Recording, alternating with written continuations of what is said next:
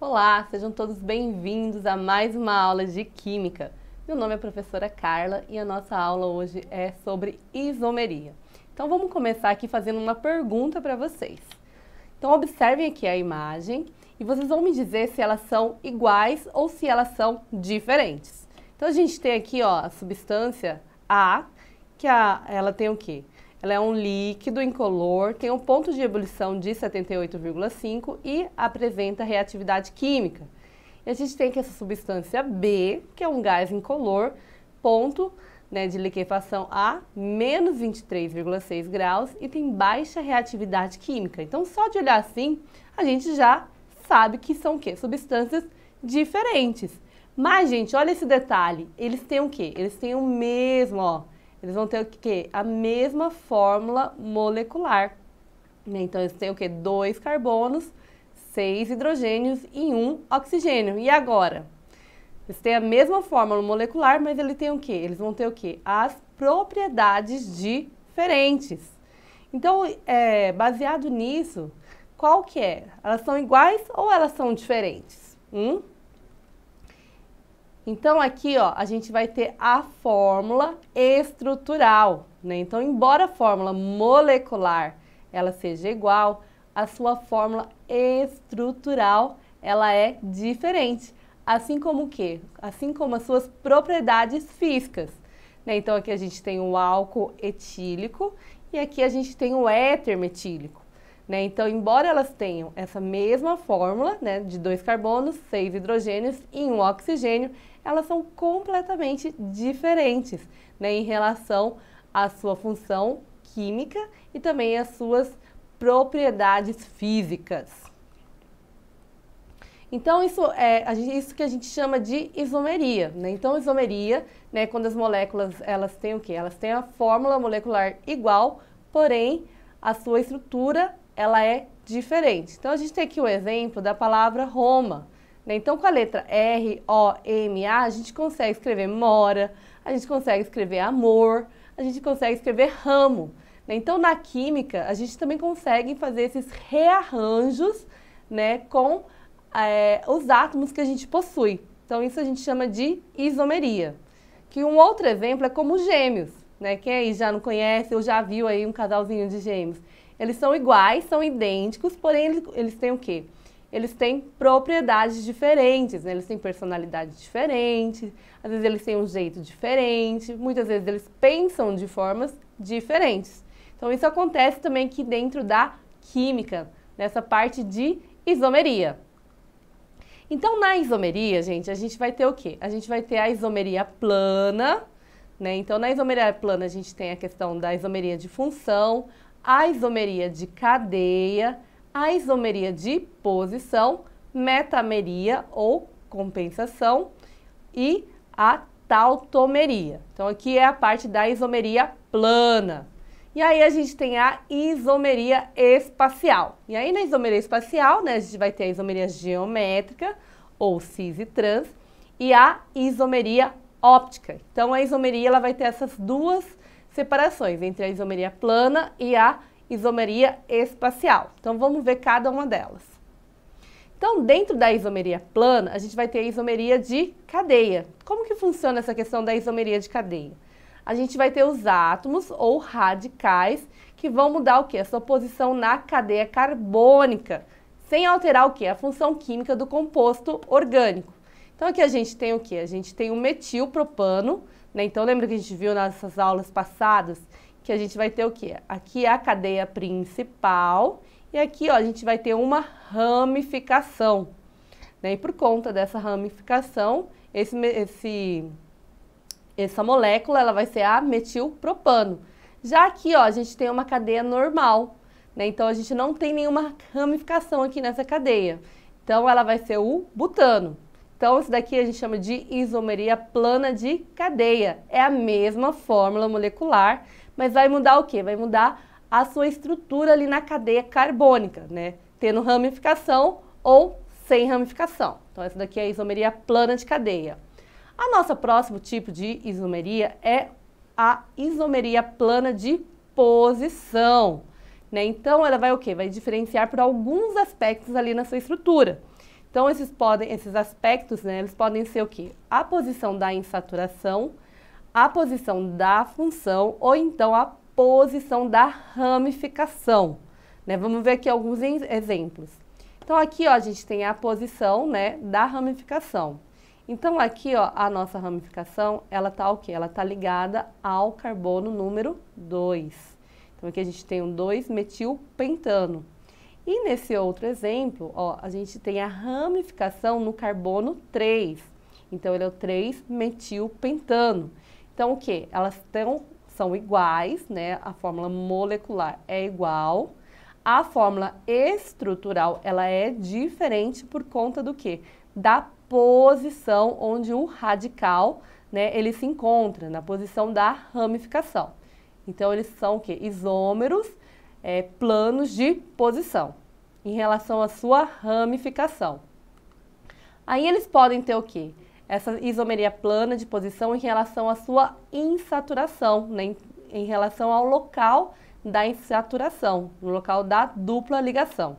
Então, aqui, ó, a gente vai ter o quê? A dupla ligação entre o carbono 1 e o carbono 2. Então, daqui vai ser o but-1-eno, né? Então, a ligação dupla aqui ligada nesse primeiro carbono. Já esse outro exemplo, gente, olha aqui. A insaturação, né, a dupla ligação, ela está entre o carbono 2 e o carbono 3. Então, ele mudou o quê? A posição da insaturação, da dupla ligação. Então, aqui a gente vai ter o but, aí o 2, que é o carbono, né, onde a insaturação está ligada, e eno, por ser o quê? Dupla ligação, por ser um alceno. Aí, outra possibilidade que a gente tem ali da isomeria plana é em relação ao local, né, a posição do grupo funcional, né? Então, aqui, ó, a gente tem uma cetona que vai estar o quê? Vai estar ligado ao carbono 2, então vai ser a pentan 2-ona, né? A pentanona de posição 2. E aqui, né, o grupo funcional da cetona está ligada ao carbono número 3. Então, daqui vai ser o pentan 3-ona. Então, é assim que funciona, né, a questão da isomeria plana de posição em relação ao seu grupo funcional. O nosso próximo tipo de isomeria é em relação ao quê? Em relação ao lugar, né, a localização do heteroátomo. Então, a gente chama ela de compensação ou metameria, né? Metameria significa o quê? Meta é mudança, meros é parte. Então, é a mudança, né, do local do heteroátomo que a gente tem aqui. Então, aqui ó, o nosso heteroátomo é o oxigênio. Então, aqui ele está entre o carbono 1 e o carbono 2, né? Então, ele está aqui nessa posição. Então, a nomenclatura dele vai ser metoxipropano. E aqui, ó, nesse exemplo aqui de baixo, ele vai estar entre o carbono 2 e o carbono 3. Então, ele mudou o quê? A sua posição. Então, quando a gente tem um heteroátomo, né, a função, ela mudando de posição, a gente chama de isomeria plana de compensação ou metameria. Nosso próximo tipo de isomeria é em relação à isomeria plana de função, né? Então, no exemplo anterior, a gente tinha o quê? A gente tinha a mudança do local, né, da função. Aqui nesse tipo de isomeria, a gente vai ter a mudança do tipo de função. Então, aqui, ó, a gente tem um aldeído, né, que é o butanal.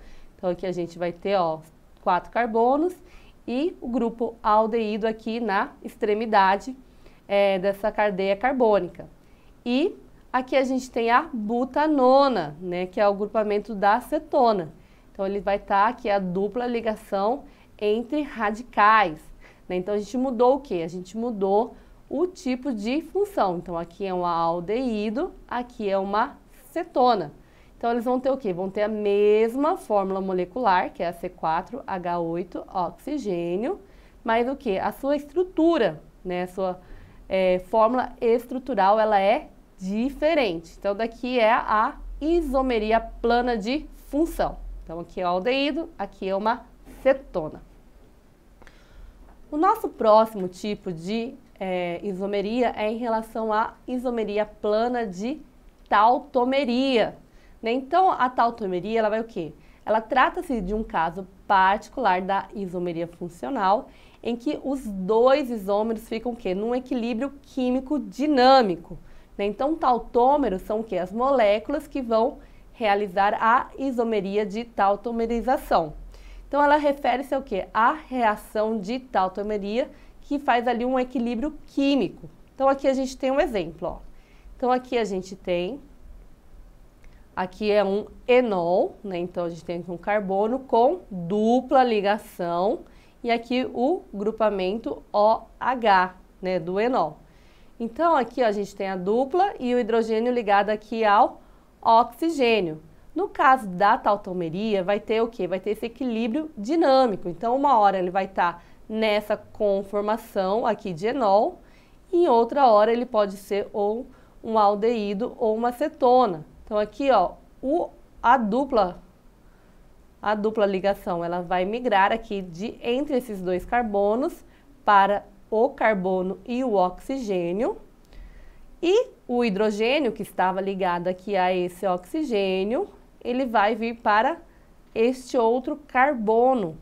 Então, vai ficar fazendo essa troca da dupla ligação. Então, os elétrons, eles vão estar o quê? Eles vão estar se movendo entre o carbono e o oxigênio, assim como a ligação do hidrogênio, ele ora vai estar aqui com o oxigênio, ora ele vai estar aqui com o carbono. Então, esse tipo de movimentação a gente chama de tautomeria, né? Isomeria de tautomeria. Então, isso geralmente ocorre entre aldeído e enol e a cetona e o enol. Então, vai ficar nessa gangorra. Uma hora está como aldeído, uma hora ele está como enol, uma hora ele está como cetona, outra hora ele está como o enol. Então, aqui, ó, a tautomeria entre o aldeído e o enol. Então, a gente chama ela de tautomeria aldoenólica, em que a gente vai ter o quê? O equilíbrio do propanal, que é o aldeído, e o propenol, que é o enol. Então, ele vai ter a fórmula molecular C3H6 oxigênio. E aí o que, gente? Essa dupla, ó, ela uma hora vai estar aqui entre o carbono, outra hora ela vai estar entre o carbono e o oxigênio. O hidrogênio uma hora vai estar aqui com o oxigênio e outra hora vai estar ali com o carbono, né? Então, à medida que vai mudando, né, ela vai passar entre a função química enol e depois para a função química aldeído. Então, isso daí é a isomeria plana de tautomeria. Agora a gente vai falar sobre a isomeria espacial, né? Então, a gente viu a isomeria plana e agora a gente vai ver a isomeria espacial. Então, na isomeria espacial, gente, o que acontece? Esse composto, né, essa nossa molécula, vai ser o quê? Eles vão apresentar a mesma fórmula molecular, a mesma estrutura plana, né? Então, a gente viu que na estrutura plana, elas tinham o quê? A mesma fórmula molecular, mas elas tinham o quê? Uma diferença ali da estrutura plana.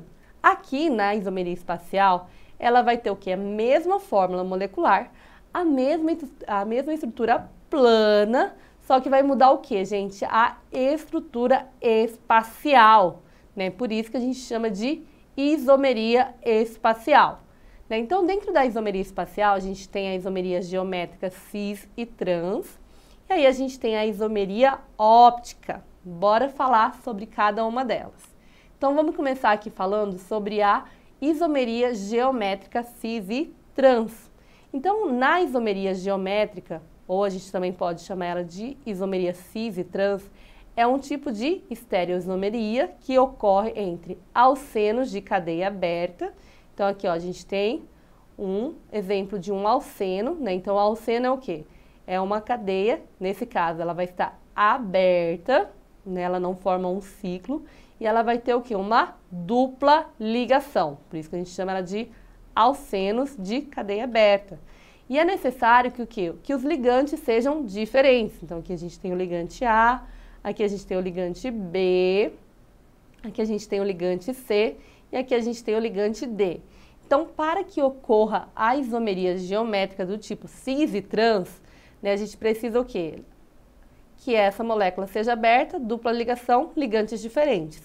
E a gente também pode, né, ter essa questão da isomeria geométrica cis e trans em compostos que são alcanos, né? Então, alcanos é o quê? São aqueles compostos que não possuem ligações.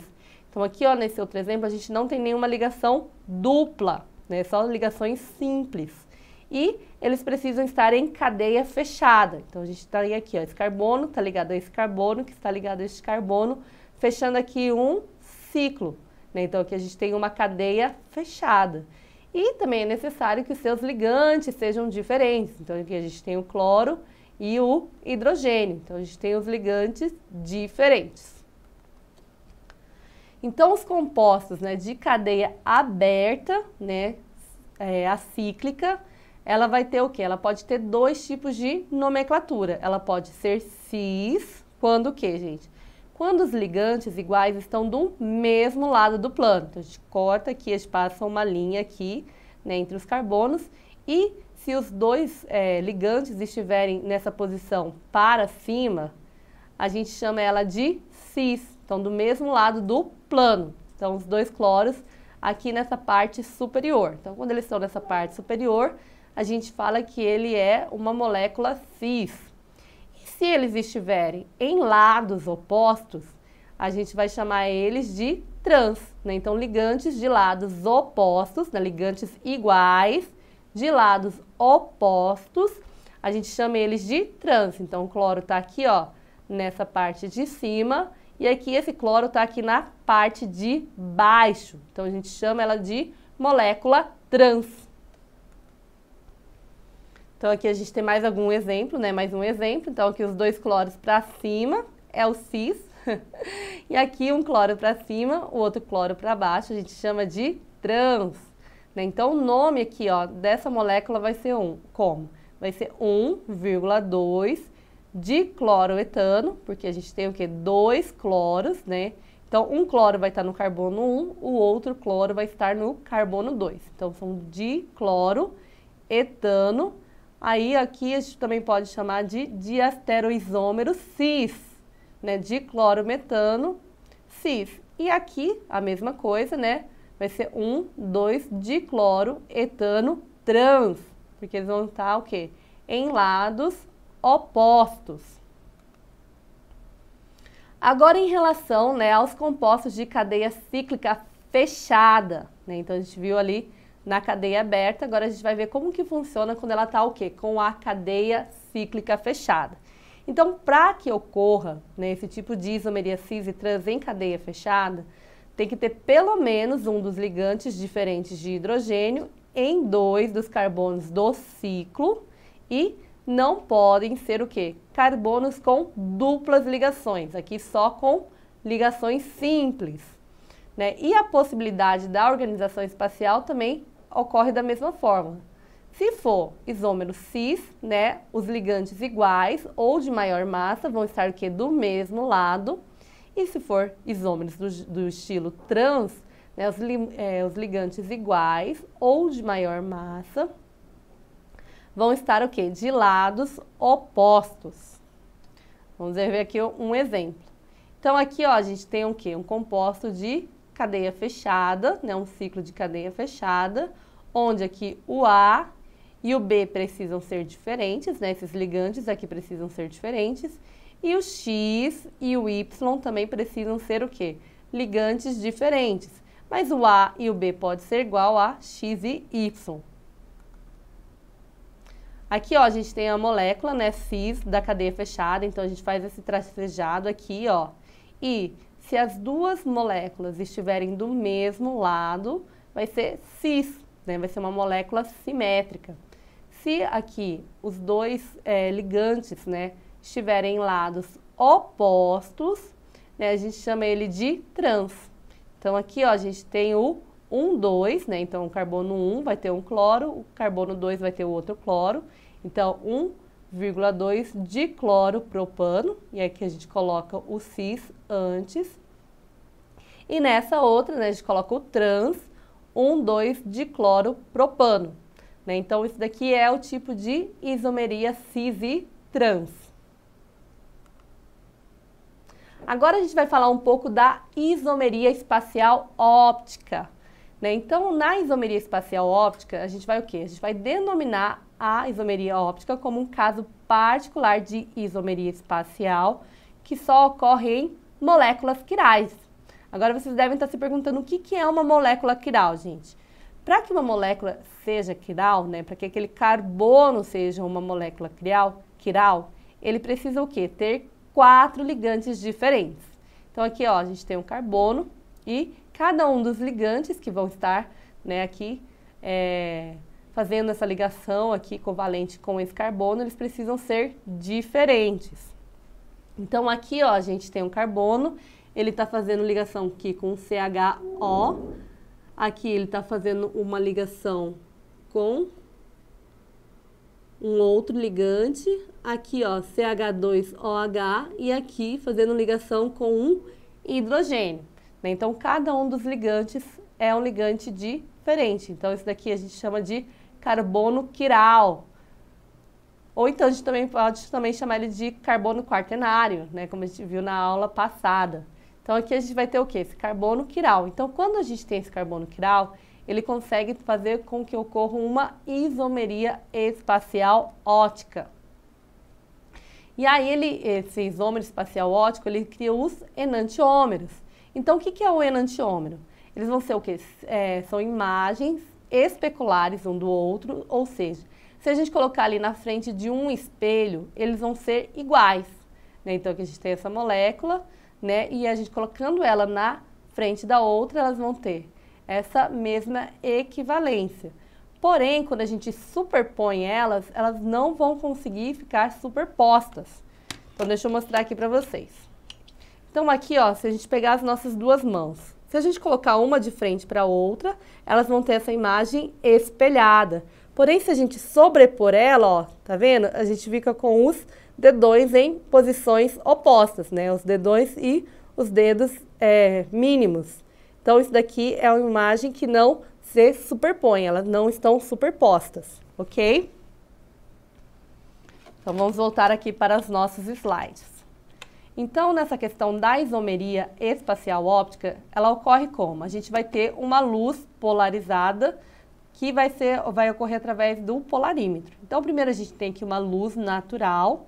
A luz natural, ela não é uma luz polarizada. Então, as ondas dela vai ter o quê? Vão ter vários planos de vibração. Né? Então, elas vão irradiar para todos os lados. Então, quando essa luz ela passa por um polarizador, então aqui ela passou por um polarizador, ela vai o quê? Ela vai ter, vai fazer com que as ondas, né, elas vibrem em somente um plano. Então, aqui a gente tinha uma luz natural, passou por um polarizador, elas estão o quê?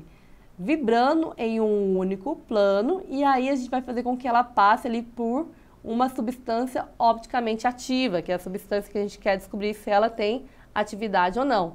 Se ela desviar para algum dos lados, isso quer dizer que ela é uma substância ativa. Vamos entender isso um pouco melhor? Então aqui, ó, a gente tem uma luz natural, a gente colocou o quê? Um polarizador, esse polarizador deixou aqui, ó, a substância, né, como uma luz polarizada, e aí a gente coloca o quê? A gente coloca a substância que a gente quer identificar. Então, a gente colocou aqui a substância e, ó, teve um desvio da luz polarizada. Então, quando tem o quê? Esse desvio da luz polarizada, ó, tava aqui retinho, colocou a substância e ela ficou de lado, né? Teve esse desvio da luz polarizada. Então, ó, dentro da isomeria espacial óptica, a gente tem as substâncias que são opticamente inativas, que são aquelas que não vão desviar o plano da vibração da luz polarizada. Então, vocês lembram lá que a gente viu o GIF, né? Se a luz não tivesse ficado de ladinho, né? Se ela não tivesse sido desviada, ela seria uma substância opticamente inativa, que a gente também chama de mistura racêmica. E quando ela tem o quê? O desvio, né, da luz polarizada, isso quer dizer que ela produz os enantiômeros, né, uma substância opticamente ativa. Então, esse desvio ele pode ocorrer nos dois sentidos. Se o desvio ocorrer para o lado direito, vai ser o destrógeno. Se ela ocorrer para o lado esquerdo, vai ser uma substância levógera. Então, aqui, ó, a gente tem essas duas moléculas, né? Essa molécula, ela gira para a direita, né? Então, ela é destrógena, e essa daqui vira para a esquerda, é a substância levógera. E como que nós vamos aplicar isso, né, no nosso dia a dia? Então, isso é muito utilizado ali na preparação de medicamentos. Então, aqui a gente tem um medicamento chamado talidomida, né? A talidomida foi um medicamento que foi criado lá próximo dos anos 60. Então, a gente vai ter dois enantiômeros, um que vai o quê? Que vai desviar para o lado direito e o outro que vai desviar para o lado esquerdo. Será que isso vai ter modificação ali na sua estrutura, gente? Isso quer dizer que vai ter uma modificação, parece que não, né? É uma modificação pequena, mas isso tem uma consequência muito grande. Então, lá nos anos 60, né, esse medicamento ele era usado o quê? Para combater os enjoos matinais. Então, muitas grávidas, né, muitas mulheres ali que estavam esperando bebês, acabaram utilizando esse medicamento. Só que como ele continha tanto os enantiômeros que desviavam para o lado direito, quanto os que tinham esse desvio para o lado esquerdo, a gente teve uma geração de crianças que nasceram com má formação congênita, que a gente chama de teratogenia, né? Então, a gente ficou uma geração chamada os bebês da talidomida ou geração talidomida, né? No qual esses bebês eles nasceram o quê, gente? Sem os membros superiores e inferiores. Então, teve ali um caso muito grande, né, de muitas crianças que nasceram com esse problema. E aí, a partir daí, né, começou a ter esse cuidado ali com os medicamentos na sua formulação para que, né, os isômeros espaciais ópticos não tivessem mais essa mistura, né, dos enantiômetros e não ocorresse mais esse tipo de problema. Hoje em dia, a talidomida ela continua sendo utilizada, né, para tratamento ali de câncer e também para a hanseníase. Agora vamos lá para questões do Enem. Então vamos para a nossa primeira questão. Então aqui nessa questão ela caiu lá em 2018, no qual fala: as abelhas utilizam a sinalização química para o quê? Para distinguir a abelha rainha de uma operária, né? Então lá na casinha das abelhas, né, tem a rainha e a operária. Só que elas não são capazes de reconhecer a diferença entre as moléculas. A rainha ela vai produzir o quê? Um sinalizador químico conhecido como ácido 9-hidroxidec-2-enoico. Enquanto as abelhas operárias, elas produzem o quê? O ácido 10-hidroxidec-2-enoico. Então, a gente o quê? Nós, né, podemos o quê? Distinguir as abelhas operárias da abelha rainha pela sua aparência. Né? Mas para as abelhas, elas utilizam o quê? Essa sinalização química para perceber essa diferença. Né? Então, pode-se dizer que vem por meio da química, né, as abelhas. Então, as moléculas sinalizadoras químicas produzidas pelas abelhas rainhas e operárias, elas podem ser diferenciadas Aí a gente tem as opções: A, na fórmula estrutural, B, na fórmula molecular, C, na identificação dos tipos de ligação, D, na contagem de números de carbono ou E, na identificação dos grupos funcionais. Então, vamos ver aqui a resposta. Então, aqui, ó, a gente tem o quê? A gente tem a fórmula estrutural, né, aqui do ácido, né, que é produzido pela rainha, e esse daqui é o ácido que é produzido pelas abelhas operárias. E a gente consegue ver o quê? Que ela vai ter uma diferença aqui, ó. O OH, né, a nossa função, ela vai estar ligada aqui no carbono número 9 e aqui ela vai estar ligada no carbono número 10. Então, isso quer dizer que o que vai diferenciar, né, esse composto que é produzido é exatamente pela sua fórmula estrutural. Então, resposta correta, letra A. Então, sempre se lembrem que os isômeros vão o quê? Se diferenciar pela sua fórmula estrutural. Então, estamos terminando aqui mais uma aula de Química. Para mais aulas e para mais dúvidas, acessem a plataforma Eduque e vejo vocês na próxima aula. Um abraço, tchau, tchau!